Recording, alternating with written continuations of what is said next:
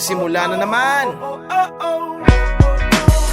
Magandang umaga, kaibigan.